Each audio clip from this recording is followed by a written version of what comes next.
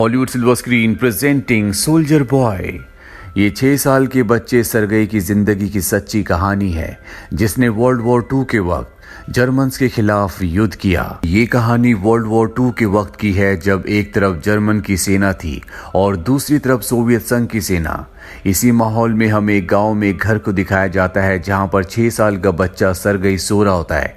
तभी उसका दरवाजा कोई नॉक करता है। जब वो दरवाजा खोलता है तो वहां पर उसकी पड़ोस में रहने वाली आंटी होती है। सरगई पूछता है कि मेरी मॉम और मेरा भाई कहां पर है।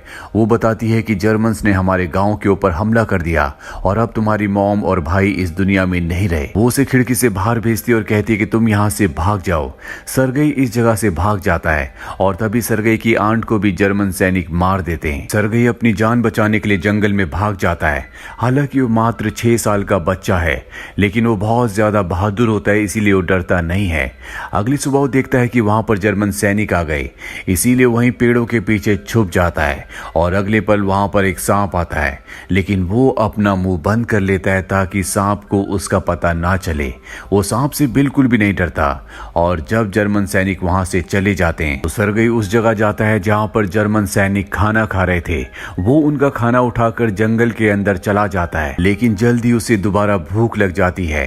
जंगल में पत्तियां खाने के अलावा अब उसके पास कोई भी रास्ता नहीं है, इसीलिए वो पत्तियां खाना शुरू कर देता है। जिसके बाद वो लगातार जंगल में आगे बढ़ना शुरू कर देता है और कुछ ही दूर जाने के बाद एक बार फिर से बॉम्ब ब्लास्ट होता है। दरअसल जर्मन्स ने दोबारा से हमला कर दिया है, लेकिन सरगई डरता नहीं है। वो एक लकड़ी उठा लेता है और कहता है कि कोई भी अगर मेरे पास आए तो मैं उसे मार दूंगा, मेरे पास गन है। दरअसल वो मात्र 6 साल का बच्चा है, जिसने अपने पूरे परिवार को खो दिया और उसे पता है कि जर्मन्स ने उसके पूरे परिवार को खत्म किया है, इसीलिए वो उनसे लड़ना चाहता है। लेकिन अब यहाँ पर उसे कोई भी नहीं दिखता। वो लगातार आगे बढ़ता हुआ एक जगह सो जाता है और तभी रात को बारिश होना शुरू हो जाती है। सरगई बहुत प्यासा भी होता है, इसीलिए वो बारिश की बूंदों को पीना शुरू कर देता है। दरअसल उसने पिछले 2 दिनों से कुछ भी नहीं खाया। उसके अंदर अब चलने की भी हिम्मत नहीं है, इसीलिए वहीं पर बेहोश हो जाता है और तभी हमें वहां पर किसी के पैर दिखाए जाते हैं। दरअसल यहाँ पर अब सोल्जर्स आ चुके हैं, लेकिन ये जर्मन सोल्जर नहीं बल्कि ये रशियन सोल्जर्स हैं, जो उसे उठाकर अपने कैंप में ले जाते हैं, जहां पर कमांडर निकोलाई होते हैं। वो सरगई से उसके परिवार के बारे में पूछते हैं। सरगई बताता है कि मेरी आंट ने मुझे बताया था कि मेरे पूरे परिवार को जर्मन्स ने मार दिया है। ये सुनकर सबको बहुत बुरा लगता है, क्योंकि 6 साल का बच्चा अब अनाथ हो चुका है। अब सरगई बहुत जख्मी होता है, इसीलिए उसे ट्रीटमेंट के लिए नर्स के पास भेजा जाता है, जिसका नाम कातिया है। और कातिया जब सरगई को देखती है तो वो उसे बहुत अच्छा लगता है। वो उसे अपने बच्चे की तरह ट्रीट करती है। जैसे जैसे सरगई को यहाँ पर वक्त बीतता जाता है तो यहाँ जितने भी पेशेंट्स होते हैं वो सब के सब उससे बहुत क्लोज हो जाते हैं। सरगई की बातें सबको बहुत अच्छी लगती है। साथ ही कमांडर निकोलाई भी उसे बहुत पसंद करते हैं। वो उससे बातें करते हैं और जब कमांडर निकोलाई सरगई से मिलने के लिए आते हैं तो वो उनसे कहता है कि मैं आपकी गन देखना चाहता हूँ। कमांडर निकोलाई उसे अपनी गन दिखा देते हैं, क्योंकि अब वो उसे अपने बेटे की तरह मानते हैं। इसके बाद कमांडर निकोलाई बाहर जाते हैं, जहां पर नर्स कातिया उनसे मिलती है। दरअसल ये दोनों एक दूसरे को पसंद करते हैं, लेकिन कभी भी इन्होंने अपने दिल की बात एक दूसरे को नहीं बताई होती। कातिया कमांडर निकोलाई से कहती है कि मैं चाहती हूँ कि आप सरगई को यहाँ से मत भेजिए। दरअसल सरगई को अब एक अनाथ आश्रम में भेजा जा रहा होता है और कातिया ऐसा नहीं चाहती। कातिया कहती है कि मैं उसे अपने बच्चे की तरह पालूंगा।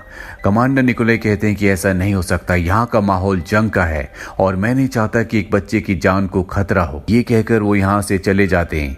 वहीं सरगई के पास कुछ और आर्मी ऑफिसर्स आते हैं। वो उसके साथ बहुत सारी बातें करते हैं। उसे देखकर सब यहाँ पर खुश होते हैं। जंग के माहौल में सरगई यहाँ पर एक ऐसा बच्चा है जिसे देखकर सबके चेहरे पर मुस्कुराहट आ जाती है। कोई भी नहीं चाहता कि सरगई यहाँ से जाए। सब उससे बहुत प्यार करते हैं। अगली सुबह यहाँ पर जर्मन सैनिकों की एक टुकड़ी आ जाती है, जो इनके ऊपर हमला कर देती है। ये सब के सब बहुत बहादुरी से उन सब से लड़ते हैं और इस मोर्चे को अपने हाथ से नहीं जाने देते। अब यहाँ पर कुछ और दिन बीत जाते हैं और वो दिन आ जाता है जब सरगई को यहाँ से अनाथ आश्रम भेजा जाना है। उसे लेने के लिए आर्मी का एक सोल्जर कमांडर निकोलाई के पास आता है। कातिया उसे लेकर कमांडर के पास जाती है, लेकिन कातिया यहाँ से चली जाती है क्योंकि वो सरगई को जाते हुए नहीं देख सकती। कमांडर निकोलाई भी उससे बहुत प्यार करते हैं, लेकिन वो उसकी जान को खतरे में नहीं डालना चाहते, इसीलिए वो उसके साथ कुछ वक्त बिताते हैं। कमांडर निकोलाई चाहकर भी सरगई की आंखों में नहीं देख पा रहे होते, क्योंकि वो खुद भी नहीं चाहते कि सरगई यहाँ से जाए। कमांडर निकोलाई ने सरगई के लिए लकड़ी की एक गन बनाई होती है, वो उस गन को सरगई को देते हैं।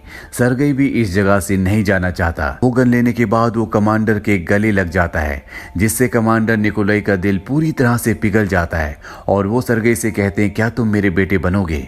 सरगई कहता है कि हाँ। और अब सबको पता चल चुका है कि कमांडर सरगई को लीगली अडॉप्ट करना चाहते हैं। उन्होंने उसे अपना बेटा बना लिया है। सरगई को अब यहीं रहना है, इसीलिए सब बहुत खुश हो जाते हैं। अगली सुबह सरगई जब उठता है तो सब ने मिलकर उसके लिए एक ड्रेस बनाई होती है, साथ ही आर्मी के जूते भी। उन्हें पहनकर वो खुशी खुशी सबको दिखाने के लिए जाता है, पर तभी यहाँ पर जर्मन प्लेन्स आ जाते हैं जो इनके ऊपर हमला कर देते हैं। बहुत सारे सोल्जर्स घायल हो जाते हैं। कैप्टन निकोलाई किसी तरह से सरगई को बचा लेते हैं, और जब जर्मन्स के प्लेन्स यहाँ से चले जाते हैं तो सरगई सबकी मदद करना चाहता है और सबके पास जाता है, लेकिन कोई उसकी बात नहीं सुन रहा होता। इसीलिए वो उस कैंप में जाता है जहाँ पर सभी घायल सोल्जर्स होते हैं। यहाँ पर एक सोल्जर की दोनों आंखें चली गई होती है। उसके घर से उसके लिए लेटर भी आया होता है, और वो सरगई से कहता है, क्या तुम इस लेटर को पढ़ सकते हो? सरगई मात्र 6 साल का बच्चा है, उसे पढ़ना नहीं आता, लेकिन फिर भी वो उसके लिए चिट्ठी पकड़कर कुछ ना कुछ बोलना शुरू कर देता है, और वो उसे ये भी कहता है कि तुम्हारी गाय ने अब बहुत सारा दूध देना शुरू कर दिया है। वो सोल्जर कहता है, लेकिन मेरे पास तो कोई भी गाय नहीं है। तभी बगल में लेटा हुआ सोल्जर कहता है कि जो ये बोल रहा है तुम सुनते रहो, और इसके बाद वो उसका लेटर अपने मन से पढ़ना शुरू कर देता है, जिसे सुनकर सबको बहुत हंसी आती है। और जंग के इस इंटेंस माहौल में कुछ पलों के लिए खुशी आ जाती है। इसी तरह से सरगई को यहाँ पर दिन बीतते चले जाते हैं। वो अब बिल्कुल सिपाही की तरह, सोल्जर की तरह रहता है। और एक सुबह जब वो सेविंग कर रहा होता है तो उसके पास 2 सोल्जर्स आते हैं। वो उससे मजाक में पूछते हैं, क्या तुम आज डेट पर जा रहे हो? सरगई कहता है कि कभी भी सोल्जर डेट पर नहीं जाता, वो हमेशा ड्यूटी पर रहता है। दरअसल सरगई की इसी तरह की बातें यहाँ पर खुशी का एक कारण होती है।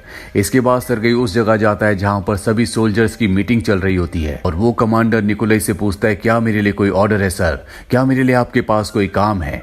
वो कहते हैं कि हाँ, जितने भी सोल्जर्स के लेटर्स आए तुम उन सब को दे दो। सरगई सबके लेटर्स उन सब सोल्जर्स को दे देता है। ये काम पूरा करने के बाद अपनी दूरबीन लेकर जो सोल्जर्स ने उसे दी थी वो जंगल की तरफ निकल जाता है, और तभी वो देखता है कि झाड़ियों के पीछे 2 जूते हैं, यानी कि वो किसी के पैर हैं। वो वापस अपने कैंप में आकर अपने सैनिकों को बताता है, जिसके बाद वहां पर रशियन सैनिक जाते हैं और वो देखते हैं कि ये जर्मन जासूस है। वो उन जासूसों को पकड़ लेते हैं। इसके बाद कमांडर निकोलाई सरगई को शाबाशी देते हैं और कहते हैं कि तुम एक बहुत ही बहादुर सोल्जर हो। अब यहाँ पर सरगई को लीगली अडॉप्ट करने के पेपर्स भी आ चुके होते हैं, जिन्हें साइन करने के बाद अब कमांडर निकोलाई उसके एक लीगल फादर बन चुके हैं। इससे इन दोनों को बहुत खुशी होती है। अगली सुबह एक बार फिर से जर्मन्स इस जगह पर हमला कर देते हैं। कमांडर सरगई को कहते हैं कि तुम्हें इसी जगह बैठना होगा, तुम यहाँ से कहीं भी हिल नहीं सकते। और हमले के दौरान दोनों ही देशों के सैनिकों के बीच में घमासान लड़ाई होना शुरू हो जाती है। इस लड़ाई में इनके रेडियो का, टेलीफोन का जो तार होता है वो टूट जाता है। कमांडर निकोलाई एक सोल्जर को उस जगह भेजते हैं और सरगई भी उसके पीछे पीछे चला जाता है। रास्ते में वो सोल्जर जख्मी हो जाता है, जिस वजह से वो आगे नहीं बढ़ सकता। सरगई कहता है कि मुझे बताओ कि वायर को कैसे जोड़ना है, मैं वहां पर जोड़ कर आता हूँ। सोल्जर उसे मना करता है, लेकिन फिर भी सरगई उससे पूछकर उस जगह पहुंच जाता है और वो वायर्स को जोड़ देता है, जिससे कनेक्शन वापस आ जाता है। और कमांडर निकोलाई को, जिन्हें बहुत ही जरूरी बात करनी थी, अब वो अपने ऑफिसर से बात करते हैं। सरगई ने एक बार फिर से साबित कर दिया है कि वो एक बहुत ही अच्छा सोल्जर है। वहीं सरगई को पता है कि उसके पिता कमांडर निकोलाई नर्स कातिया को प्यार करते हैं, लेकिन वो अपने दिल की बात नहीं बोल पाते। इसीलिए वो कातिया के पास जाता है और उसे कहता है कमांडर निकोलाई की हालत बहुत ज्यादा खराब है, वो उठ भी नहीं पा रहे। ये सुनकर कातिया घबरा जाती है, और जब वो कमांडर निकोलाई के पास जाती है तो देखती है कि वो पूरी तरह से ठीक है। ये दोनों समझ जाते हैं कि ये सरगई ने जानबूझकर किया है। अब इन दोनों के बीच में थोड़ी सी बातें बढ़ जाती है, और अगली सुबह वो कातिया के पास जाते हैं और उससे कहते हैं, क्या तुम सरगई की मॉम बनना चाहोगी? यानी कि उन्होंने अपने प्यार का इजहार उससे कर दिया है। कातिया भी हाँ कर देती है। अब अगले दिन इन्हें ऑर्डर्स मिलते हैं कि इन सब को यहाँ से दूसरी जगह जाना होगा। दरअसल इस पोस्ट को इन्हें खाली करना है और अब ये पूरी की पूरी बटालियन इस जगह को छोड़कर आगे बढ़ जाती है और तभी जर्मन्स इनके ऊपर हमला कर देते हैं।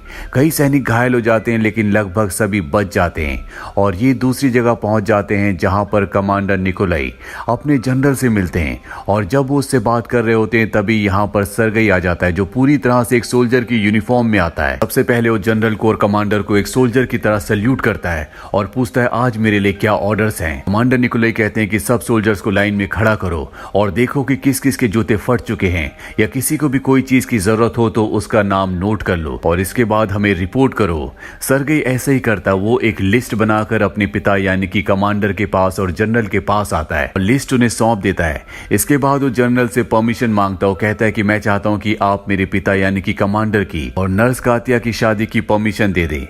ये सुनकर कमांडर और जनरल दोनों बहुत हंसते हैं। हालांकि सरगई जो कुछ कर रहा होता है वो बहुत सीरियस कर रहा होता है लेकिन सबको उसकी प्रेजेंस से बहुत खुशी होती है। अब रात को एक बार फिर से जर्मन इनके कैंप के ऊपर बहुत बड़ा हमला कर देते हैं जिसमें कई सैनिक मारे जाते हैं, कई जख्मी हो जाते हैं। सरगई अपने पिता कमांडर को ढूंढ रहा होता है लेकिन वो उसे कहीं नहीं मिलते। अगली सुबह उसे पता चलता है कि उसके पिता बहुत जख्मी है। वो कमांडर निकोलाई के पास जाता है जिन्हें देखकर सरगई की आंखों में आंसू आ जाते हैं। वो पहले भी अपने पूरे परिवार को खो चुका है और अब वो अपने पिता को यानी कि कमांडर निकोलाई को नहीं खोना चाहता। कमांडर निकोलाई उसे कहते हैं कि कभी भी कोई सोल्जर, कोई मर्द आंसू नहीं बहाता, जिसके बाद वो चुप हो जाता है। कुछ दिनों बाद कमांडर पूरी तरह से ठीक हो जाते हैं और इसके बाद सरगई, कमांडर और कातिया ये तीनों के तीनों एक हो जाते हैं। कहानी के अंत में हमें बताया जाता है कि सरगई यहीं पर नहीं रुका, वो इस बटालियन के साथ पोलैंड और जर्मनी तक गया। साथ ही उसकी सर्विसेज के लिए उसे मेडल फॉर बैटल मेरिट भी दिया गया जो कि एक सोल्जर के लिए शान की बात है। तो ये थी सरगई की एक सच्ची कहानी जो वर्ल्ड वॉर 2 के वक्त की है। उम्मीद करते हैं कि ये हिस्टोरिकल कहानी आपको पसंद आई होगी।